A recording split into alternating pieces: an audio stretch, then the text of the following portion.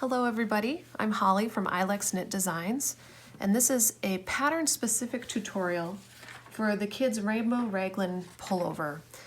And in this specific tutorial, we've already established our color work. We've already done the setup for intarsia and the round, and I just wanted to show you how to work the raglan increases and kind of how it's going to look going from main color 1 to my first 3 colors, main color 2, I've got more bobbins back here, kind of how we work all the way around.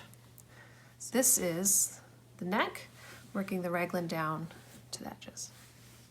You can see we have all of our bobbins here, nicely organized for the front and the back. And then you see we have main color 1 and main color 2. These are both coming out of the same ball of yarn, as you can see here, one coming from one end and one from the other end. And so in this tutorial, I want to show you how the color work is achieved using intarsia and the round. So let's get started. First, I want to show you how to make the mirrored knit front back stitch. So I'm going to take my main color 1, which has, because we snugged the provisional loop in the last stitch, this is the only time we don't have to lay this thread over the other. So I have my main colored 1 to make the mirrored knit front back stitch, which will give you what looks like a little purl followed by a knit, as opposed to a knit front back, which gives you a knit followed by what looks like a purl bump. I will slip one knitwise and return the stitch to the left-hand needle. So I've twisted the stitch. Now I'm going to knit through the front, pull it off, and then I'm going to come through the front leg of the stitch below from back to front. I'm going to pick it back up with the left needle, and I'm going to knit through the back. And that gives me that purl bump followed by a knit to mirror it, the knit front back on this side. So from here, I'm going to follow the directions which say, using main color 1, that's this one, thread 1, we're just going to knit to the color change. And here you can see I've knit to 1 before the color change because we're still in the raglan increase. I'll do my knit front back to get that increase in. And then we're ready to start our intarsia portion. You see here I have my 3 nicely wound bobbins of the contrast color. Keeping them in nice little bobbins like this makes sure that the work is doesn't get tangled and you don't have to spend all your time detangling your colors. So because we're working intarsia, I'm going to lay this main color over, so the color I'm stopping, I will lay over the color I'm starting. And I'll hold them back to the sides. And I just knit 2 with this color as established. I will lay this color over my next color, which is this one here. So I'm going to untangle those. Now you see this color is over that color.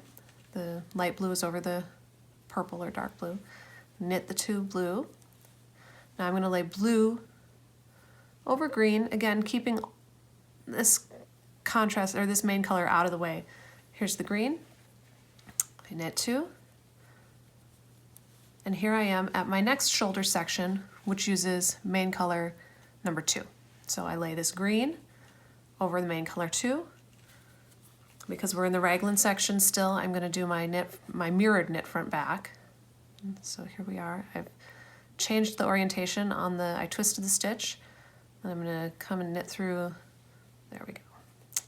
And here I'm just going to knit to one before the next color change. And you'll see here's where main color 1 stopped, and here's where main color 2 started. Again, these are coming from different sides of the same ball of yarn, but they're not, I didn't carry the yarn across because this is intarsia. So I'll knit to the next one before the next color change.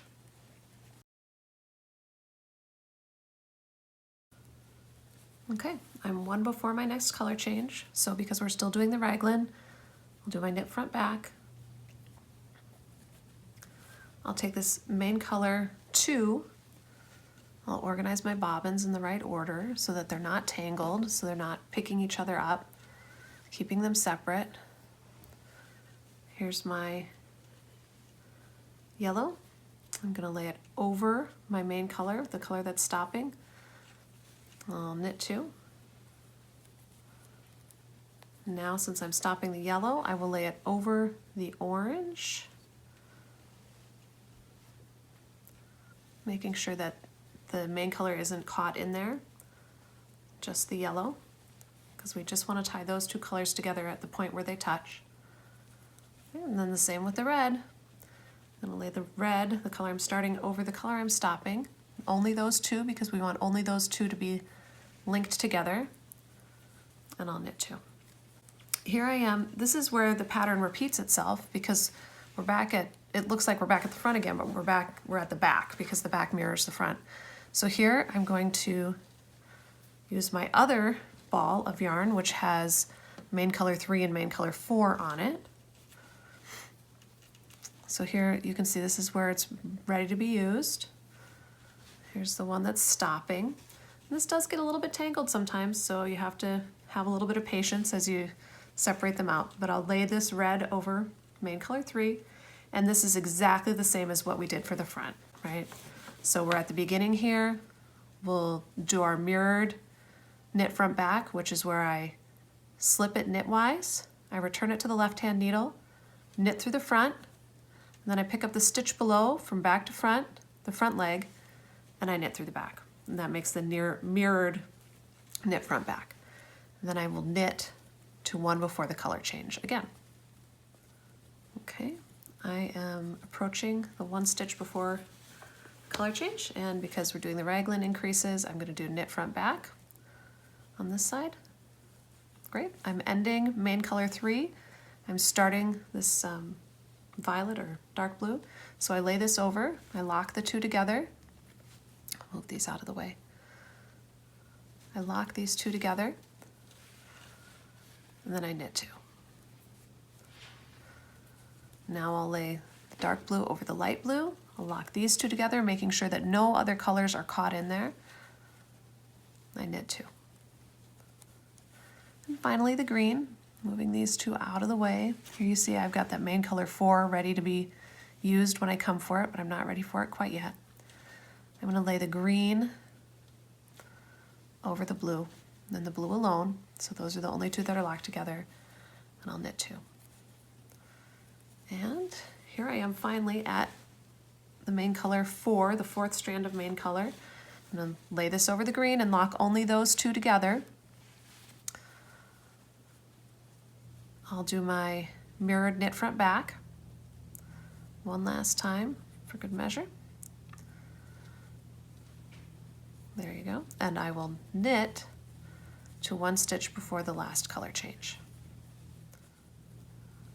Okay, I am 1 before the very last set of rainbow, so I'm going to knit front back. Okay, then I'm going to grab my yellow bobbin. I'm going to lay it over only main color 4, right? Making sure no other color is caught, right? I'll knit 2. I'll lay yellow over orange, making sure nothing else is caught. So here, if I had caught this white one, then I'd be carrying the white, and I don't want that. So I'm going to make sure the white is out of the way, and I'm only catching the yellow so that they're locked together. I knit 2 with the orange. Same thing, I'm going to lock the orange and the red together. Oh, my red has run away, but that's okay. Because they're in these tidy bobbins, I don't spend as much time untangling knots as I do just moving bobbins around. So here we are. I lay the red bobbin over the orange so that they're caught together, and I do my last 2 stitches. So previously, every time I came to a new white section, I had a new thread of white to work, but because we've worked all 4, we're back to 1, main color 1, this is where we're going to turn our work and make the provisional loop. So here we are turning our loop work, and we're ready to make a provisional loop. Okay, so here I am, ready to make my provisional loop. I cleaned up this yellow bobbin for you, which was starting to fall apart. I've separated my bobbins, everything is tidy again. Here we have main color 4, which I just finished because we've turned our work. This is main color 1. And the directions say to make the provisional loop with main color 1. So we find that main color 1, and we're going to lay it over the stitch we're about to make. So we're about to go back and purl 2 with the red, and that's all we do to make the provisional loop. We find the end, we put this here, and then when we purl our 2 stitches, this is going to be locked in. And the reason it's called provisional is because this can slide back and forth. And so when we work all the way back around, and then I'm ready to purl this section, I'll be purling with this side of the yarn, right? Purling these stitches, pulling from here, and then when I get finally back to the beginning or the end of the row, I will tug it tight. So I've done my first 2 purl stitches, and I'll continue in this manner back around to the beginning. So I'll move this out of the way. I don't want to catch that with any other colors, but here's my red. I'm going to catch it with my orange, purl 2, and you'll see this is just really doing what we did on the front, the right side, in reverse. Here's the orange. I'll move the red out of the way because I don't want to catch that, but I do want to catch the orange. I want to lock these 2 together. Here you can see on the back side how these are locked together so nicely, just from laying one over the other. Then I will knit or purl 2 with my yellow. I'll move my orange out of the way. Here I am back to my main color 4. So we're going back the way we came. I lay the yellow over so they're locked together nicely, and I purl to the color change. The thing I really like about Intarsia and the round is that once you figure out where to make your provisional loop, it really becomes intuitive. And so as you start to work this, the first couple of rounds might go a little slow, but as you develop the sense for where you're creating your provisional loop, it almost becomes just natural to pick up one bobbin, work your 2 stitches, or however many, depending on the pattern you're working, work to the next color change. And then when you come to a spot where you don't have a piece of yarn to pick up, that's where you know you're supposed to have your provisional loop. Because if there's no yarn there, it's time to turn around, turn your work, and go back. So here I am working, just purling to the next color change. Okay, here I am at the color change, or well, 1 stitch before the color change. I'll work that. Again, I have my trusty bobbins out, and we're just working in reverse. So here, I'll put this contrast color over the main color 4 that I just stopped. I'll purl my 2 stitches, just like we did on the front side. Then I'll lay the green over the blue, being sure to not catch anything else. I'll purl my 2 stitches, move this out of the way, then I'll lay the blue over the violet or the dark blue. I'll purl my 2 stitches. And here I am at main color 3, ready to be picked up, ready to trap that violet and keep moving. And I'll show you, I'll work all the way around back to the beginning where then I'll snug the provisional loop. Okay, I've purled back to main color 1, and I wanted to show you before I did the last little shoulder here. So I laid my dark blue or violet over the main color 1. And see how this is connected back to this provisional loop over here? So as I purl this, I'm going to tug here and purl along here so that I have enough thread or yarn to work this section properly. So I'll purl a few stitches. I made sure to catch my last color so that they're nicely connected, linked together. I'm just going to purl around this shoulder. And as I need more yarn to purl, I'm just going to gently tug. There you go. Okay, so I'll finish up this side and then I'll show you what we do at the very last step.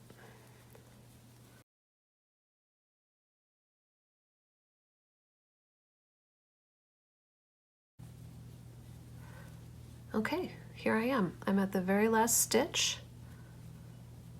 very beginning end of round. Here's my provisional loop. You can see it was hooked into that first purl stitch we made a long time ago when we had purled all the way back from around there. And so the very last instruction of any intarsia in the round instruction, but this one specifically for the raglan shoulders, all we're going to do is gently snug the provisional loop and turn. And look at that. Now they're linked together beautifully, and we can turn our work. I'm going to turn this and tidy it up so that you can see once more where we're at. And there we have it. We're back at the beginning. Thank you for watching the tutorial.